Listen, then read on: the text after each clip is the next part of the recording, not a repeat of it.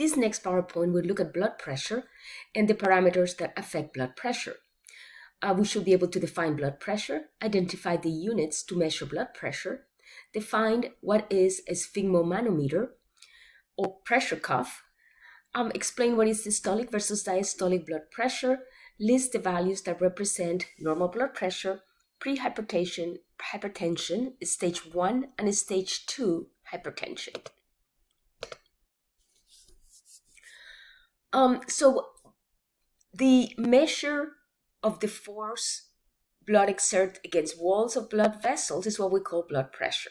So what I tell students is when they begin thinking about blood pressure, to start thinking about a hallway in which there is people running a race.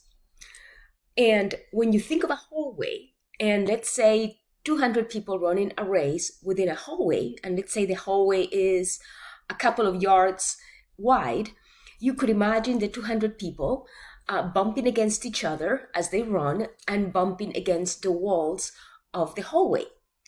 That's what creates blood pressure. That is what we call blood pressure, is the force of cells and molecules bumping against each other and bumping against the walls of the blood vessel as they're moved along.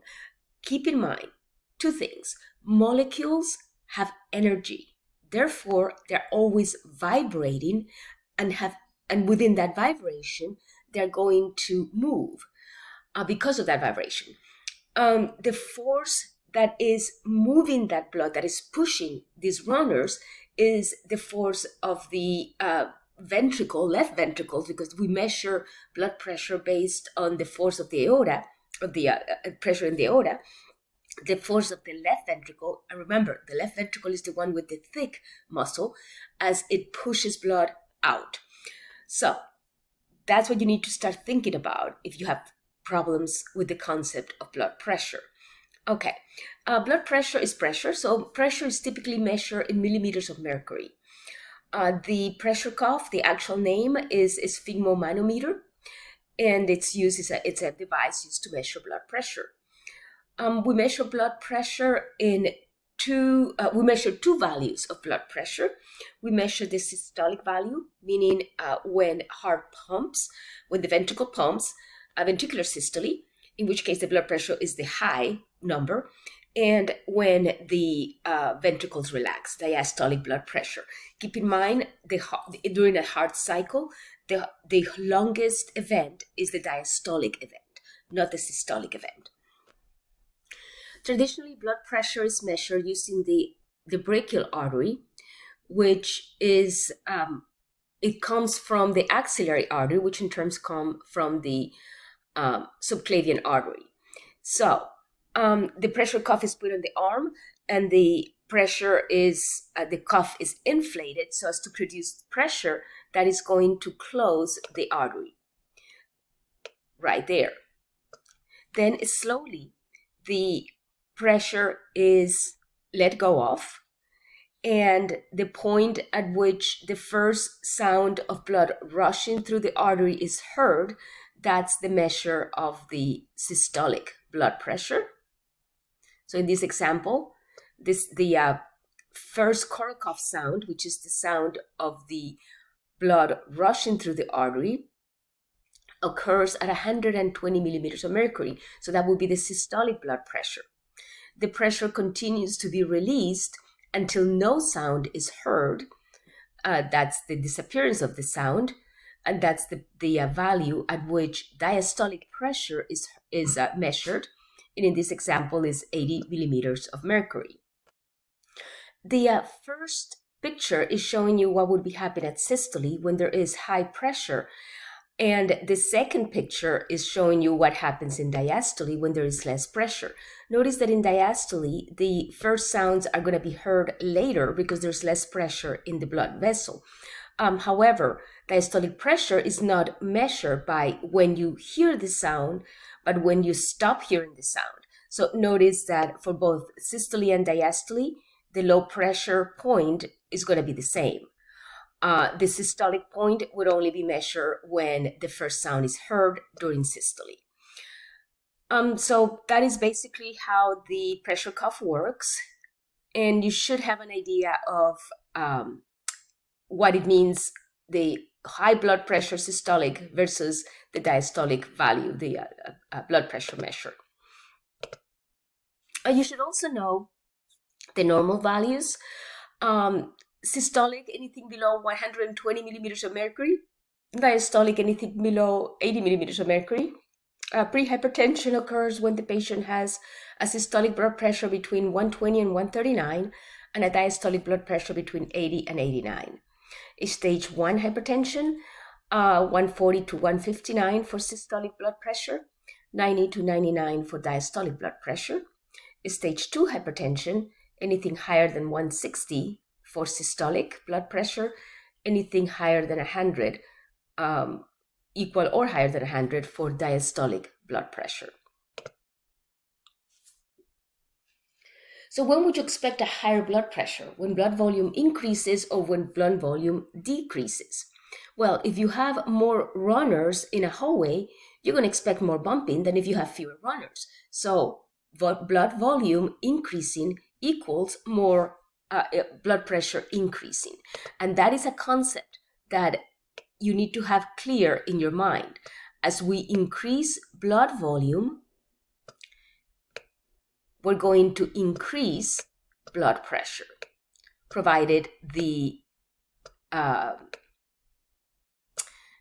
artery doesn't change or the vein doesn't change. Let's see, it doesn't constrict or dilate. So everything else being equal, if you increase blood volume, you're going to increase blood pressure. What are Korsakoff sounds? And the first Korsakoff sounds indicate which one, systolic or diastolic pressure. When the Korsakoff sound disappears, that indicates which one, systolic or diastolic. I think we covered that one. Okay. The next point, we're going to look at, again, blood flow instead of blood pressure and identify the parameters that are involved in blood flow. Identify the factors that affect resistance to blood flow and explain the inverse relationship between blood flow and resistance. Explain the relationship between blood viscosity and blood flow. Explain the relationship between number of red blood cells, hematocrit, blood viscosity, and blood flow. Okay, so let's start with that. Blood flow is the movement of blood throughout the blood vessels, throughout the cardiovascular system.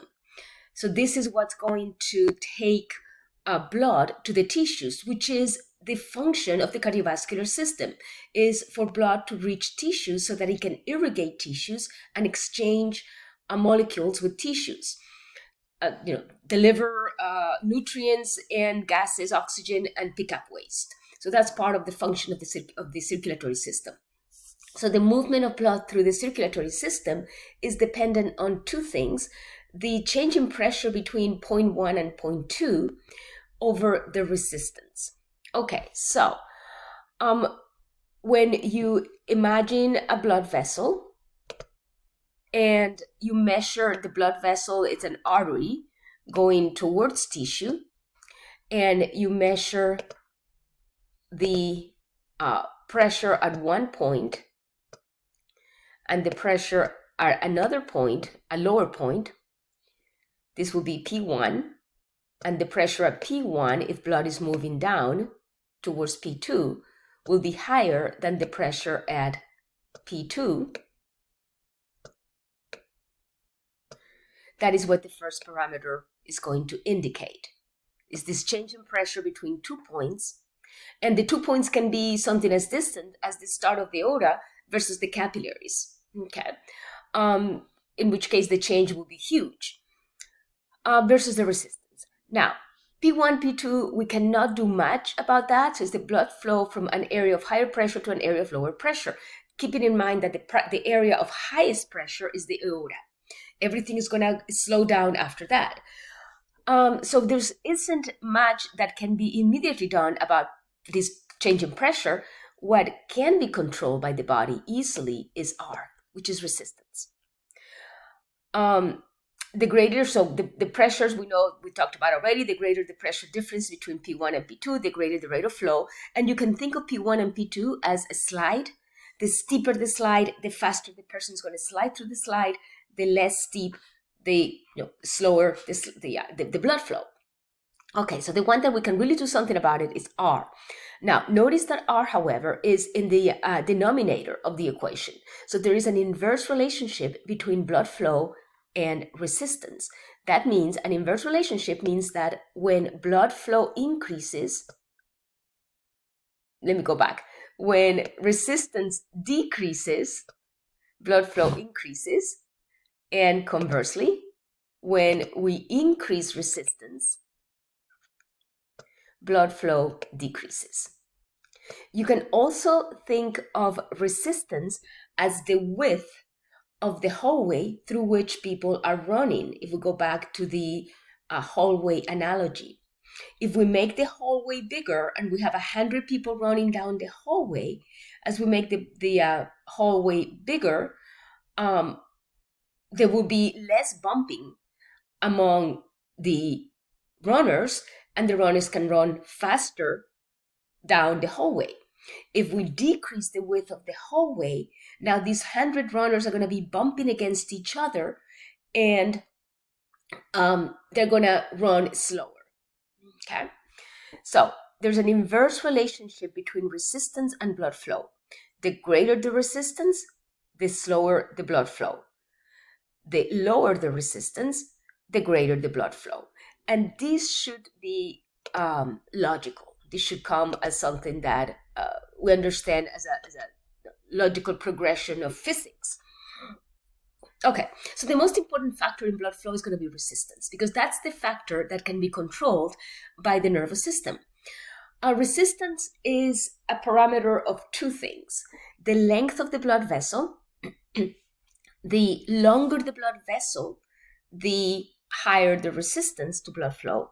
The shorter the blood vessel, the smaller the resistance to blood flow. A sprinter can run faster than a marathon runner, if you want to go back to the running analogy. Also think about a hose. It will be very hard to blow water out of a hose versus a straw. A hose is much longer, therefore it will be harder. There's more resistance. Versus a straw, which is easy to blow water out of a straw. There's not much we can do about the length of blood vessels, so we cannot affect that part of resistance. However, the second part can be affected. The second part is the diameter of the blood vessel, and that can change. We could make the nervous system could make a blood vessel bigger or smaller. So it could be dilated, and dilated means bigger. So the nervous system could relax muscles, or could stop the constriction of muscles and make the diameter bigger by easing on the constriction of muscles, or it can increase the constriction of muscles in the blood vessel, in the tunica media of blood vessels, and now the blood vessel constricts. Okay, so again, this is an important concept because it is an easy parameter to control by the autonomic nervous system. And remember, the autonomic nervous system branch that controls blood vessels is the sympathetic nervous system. So this is going to be sympathetic stimulation. I'm going to just put sim for sympathetic. Okay, so this is a very important parameter. The other parameter that affects resistance is viscosity of blood. In other words, the number of runners. If you have 10 runners down the hallway, they can run faster than if you have 100. So the number of cells in the blood affects the resistance. Having in account that most of the cells are going to be red blood cells, those are the runners that we're worried about. Okay, that can really have an effect. Okay, so the two parameters that are important: diameter of blood vessels, very important, and somewhat important, viscosity of blood. Those two things could be controlled or changed. Okay. All right, so let's look at the diameter of blood vessels. Vasoconstriction, which means the shrinking of blood vessels, which is due to, at least in most blood vessels, is due to sympathetic stimulation. So now we're increasing sympathetic stimulation as far as the nervous system is concerned. And there may be other things that may do these, but when it comes to the nervous system, the sympathetic stimulation of peripheral blood vessels is what's going to shrink blood vessels. So we increase resistance, we decrease blood flow. Vasodilation increases blood flow by decreases resistance, decrease resistance, increase blood flow. Again, hopefully this is common sense, especially if you think in terms of runners in a hallway. Okay.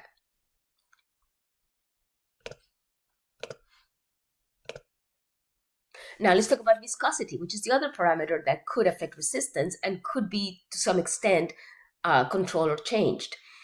The main factor in blood viscosity are the numbers of red blood cells, because they are the most abundant. Remember on chapter 18, we talked about a value called hematocrit. So hematocrit was measured. It was a very simple test in which we took a capillary tube, which is a very thin tube. It's called capillary because it's thin as not quite as thin as a hair, but it is very thin. Capillary means hair. So we took a capillary tube and we filled it with blood, and then the blood was spun so as to separate red blood cells from plasma. So we could see the red part as the red blood cells, and we could see the yellow portion as the plasma. Now remember, normally we have a little bit more plasma than we have red blood cells. So we have about 55% plasma, 45% red blood cells. So we gave the hematocrit value as the measure of red blood cells. So a normal value for hematocrit will be 45%.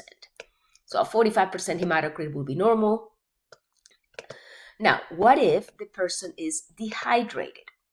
If a person is dehydrated, that means they have less water in their system. If they have less water, because plasma is 95% water, there will be less plasma. Therefore, the hematocrit will increase. So now instead of having a 45% hematocrit, let's say we have a 60% hematocrit, and that's pretty dramatic actually. That indicates dehydration, okay? 60% hematocrit means that there's 40% plasma, very little plasma, typically due to dehydration. So an increased hematocrit due to dehydration results in greater viscosity, so more runners, more red blood cells per running down the hallway, which means there's be a decrease in blood flow.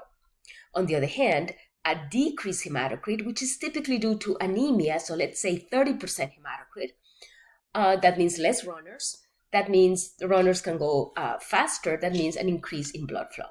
So the easiest things, or the most common things that increase or decrease hematocrit will be dehydration and anemia in the case of a decreased hematocrit.